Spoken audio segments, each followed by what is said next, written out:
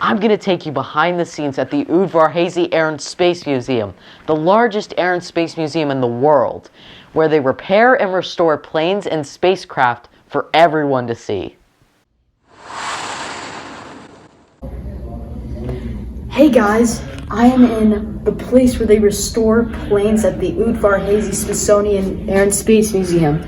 If you look down over there, there's a B-26 Bomber that flew 207 combat missions and bomb missions over Germany. No other plane has survived that many missions, and most don't even make it through 35. It's a truly amazing piece of that time. And now they're here restoring the plane so it can be put back on permanent display in this museum. And if you look at that wood plane right there, that's a Lincoln Standard HS plane that was bought by the U.S. Navy, and it became available for anyone to buy in 1921. It was the first really low-cost, easy plane that they could buy because it was very easy to make.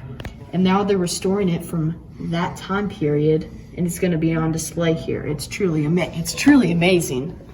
Now, if we come over here, we can see something that is just unbelievable.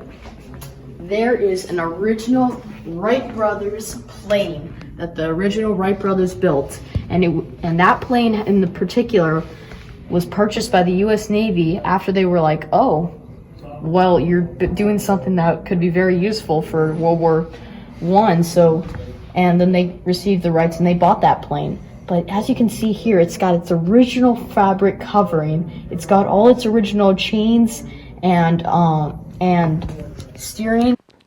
Please subscribe, share our videos, and excitement about space with everyone.